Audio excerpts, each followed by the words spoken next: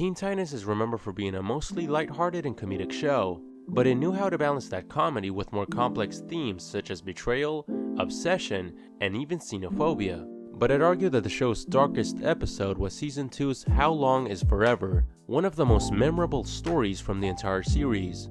It opened with Starfire wanting to celebrate a Tamaranian tradition that is meant for people to demonstrate how grateful they are for the friendships they have, a celebration of the valuable relationships in your life. But the Titans are all fighting and bickering with each other over small, trivial things. Irritated by this, Starfire warns the Titans that if they don't stop acting like this, they will soon experience Wreckmas, a Tamaranian term that means the drifting, the point in which friends start drifting apart from each other and eventually results in the death of their friendship. The Titans all reassure Starfire that this is just normal banter between friends, and they swear to remain friends forever. Yeah, this is just typical roommate stuff. We're not going to drift apart, Star. I promise. We'll all be friends forever. Forever? As we all know though, nothing in life truly lasts forever, and the Titans soon learn this. Shortly after, they find themselves fighting a time-traveling villain named Warp, who is trying to steal a valuable clock from a museum. During the battle, Warp creates a time portal in order to escape, and Starfire lunges at him and causes for both of them to jump into the portal, moving them far into the future. Starfire eventually discovers that she's been time displaced 20 years into the future, finding herself in a completely desolate jump city that resembles a ghost town, without that many people and without the Teen Titans to protect it. As Starfire searches for the Titans, she finds out that Cyborg has been living as a recluse in the ruins of Titan's Tower, always attached to a battery to keep his body charged, since his power cells no longer work, resulting in him not leaving the tower for years, showing signs of depression and even agoraphobia. Cyborg informs Starfire that the Titans disbanded after she disappeared into the time portal, and she soon leaves to track down the rest of the Titans. But Cyborg remains isolated in the tower. Beast Boy has become a circus sideshow performing inside a small cage, because he had previously attempted to become a solo superhero after the Titans disbanded, but failed miserably. This caused him to lose confidence in himself. It lowered his self-esteem and led him to let himself go physically, as he gained weight, lost most of his hair, and stopped caring for himself. Raven has gone insane in the future after isolating herself in a small room for years. And the only former Titan who kept fighting crime is Robin, but his life in the future is still very depressing. One of Robin's biggest fears and insecurities has always been his concern of ending up just like his mentor, Batman. He recognizes how Bruce never truly let go of his trauma, and how this made it very difficult to keep healthy relationships in his life. He doesn't want to end up as a lonely, psychologically tormented person like Batman. But this episode showed us that exact fate for Robin, and it's really tragic when you think about it, since Robin in this future has become even lonelier than Batman ever was, causing him to be a lot more jaded in his demeanor, and this change in attitude is reflected by him adopting the Nightwing identity. How Long is Forever shows how impermanence is an inherent aspect of life. It deals with the passing of time and growing apart from people you were once very close with, and losing the person you once were with the years. But what makes all this even more tragic is that almost every time that we see a possible future for the Teen Titans, it's always dark and incredibly depressing. For example, in 2004, the same year that How Long is Forever aired on TV, DC also published a storyline titled Titans Tomorrow, which also had the Titans being transported into the future after a crossover adventure with the Legion of Superheroes. And in that future, they find out that the Titans do exist and are still together, but things are very different than in the present. This is a story set 10 years into the future, where the Titans turned dark after a great crisis happened in the DCU, which resulted in the death of countless heroes and made them compromise their morals. Shortly after that, a woman named Duella Dent, who called herself the Joker's daughter, went on a rampage, killing Batman, Alfred, and many others. This led to Tim Drake to adopt the Batman mantle and reconsider his ethics, eventually taking revenge on Joker's daughter and killing every classic Batman rogue by using the same gun that Joe Chill used to kill Batman's parents. Connor Kent has finally accepted Lex Luthor as his father figure and is even more powerful than before, since his telepathic abilities got even stronger. Beast Boy renounced his humanity, becoming far more savage and calling himself Animal Man. he's also a lot more powerful now, being able to transform and multiply his body at the same time. Bart Allen also became the Flash, and can steal someone's speed just by looking at them. After the Crisis, heroes fought against each other and divided the United States into two Western and Eastern factions, with the Titans West controlling half of the US, and being comprised of Tim Drake, Connor Kent, Bart Allen, Animal Man, Dark Raven, Aquawoman, and Cassie Sandsmark as Wonder Woman. In the East Coast remained another faction of the Titans led by Cyborg, which didn't turn evil. They didn't oppress their territory of the US, and were actively trying to defeat the other Titans and liberate the states under their control. While How Long Is Forever showed us how dark things can get when the Titans grow apart and distance themselves, this story focuses on the Titans' friendship being ruined after turning against each other. Instead of showing the effects of loneliness and isolation, it deals with the results of hatred and resentment towards our past relationships. As mentioned before though, these aren't the only examples of dark Teen Titans futures. Back in 2021, DC published a crossover event titled Future State, which showed a possible future for the DC Universe that focused on new legacy characters, and it showed a pretty dystopian timeline. Gotham City had been turned into a police state by a paramilitary group called the Magistrate, and Wally West was possessed by an evil entity, later being revealed to be Famine, one of the four horsemen of the apocalypse which were unleashed on Earth and killed many of DC's heroes. The Teen Titans received a tie-in set in the context of this event, and we see them mourning the loss of many of their younger members that had joined the team after they had established the Titans Academy, which was basically a school for younger heroes.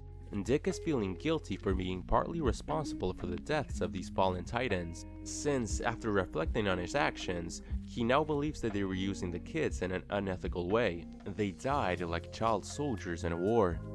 This brought up insecurities of him being just like Batman, since he also encouraged him to fight as a child in his crusade against crime, and it's something that Dick has always had conflicting feelings about. This is partly why in this future he has adopted Slade's mask, calling himself Deathwing, and his relationship with Starfire is basically ruined.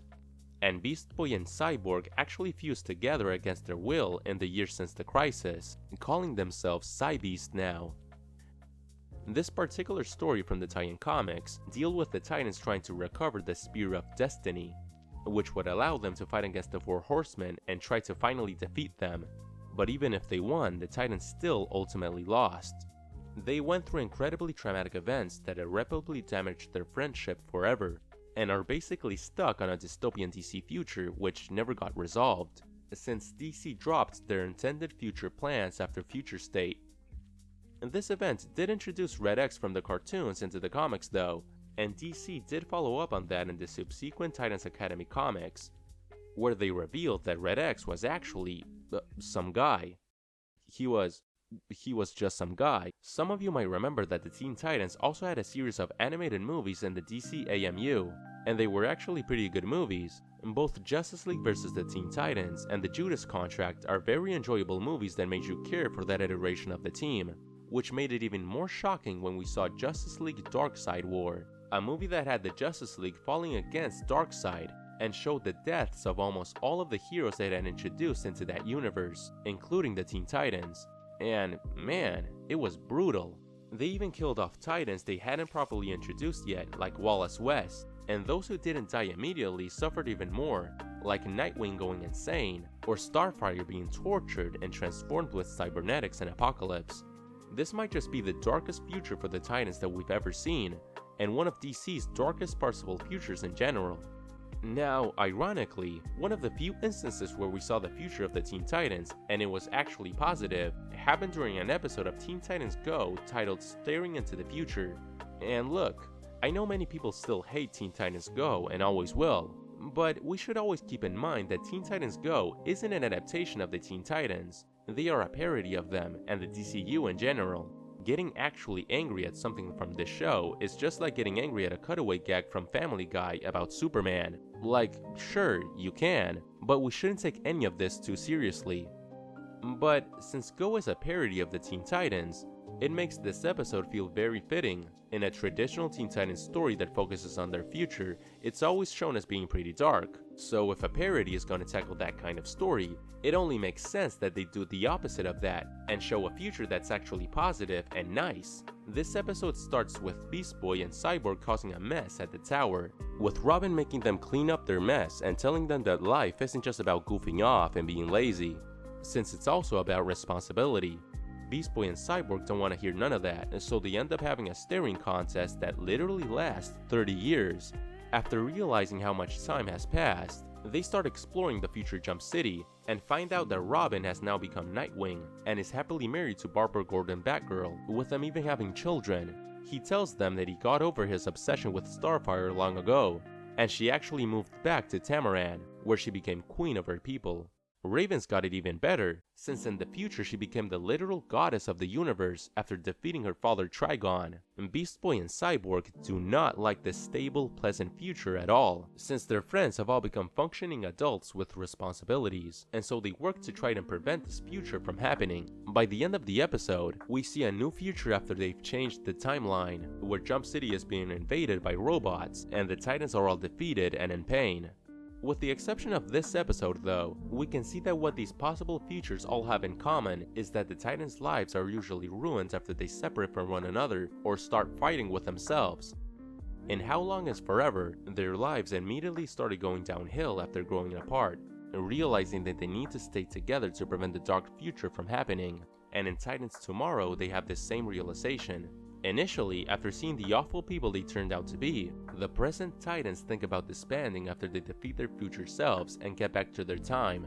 But Ravager explicitly tells them not to break up, since their separation is what caused this dark future. This makes the Titans value their friendship more, and vow to stay together once they return. This is why How Long Is Forever started the episode by focusing on Starfire, literally trying to celebrate their friendship. She was trying to express how grateful she was for being a part of their lives, and how appreciative she was of their friendship.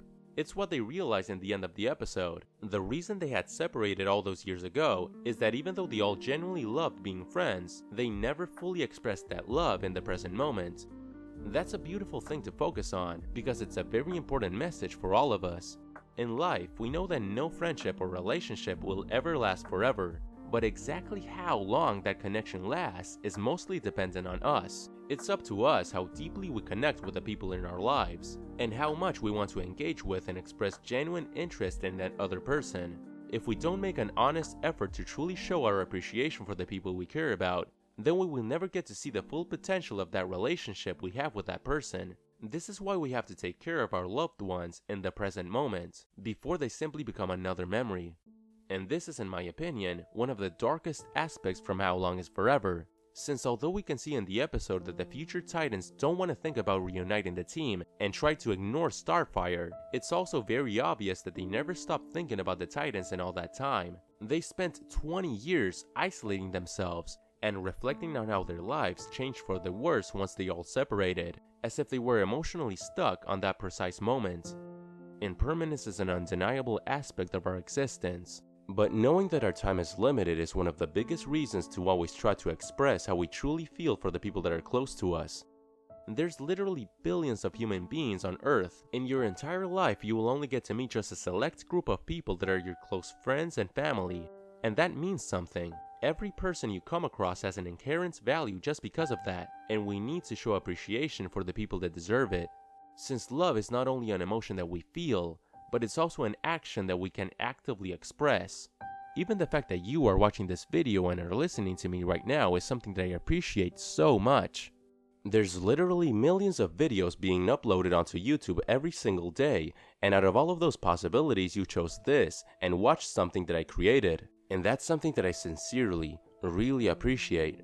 Thank you so much for watching. Till next time.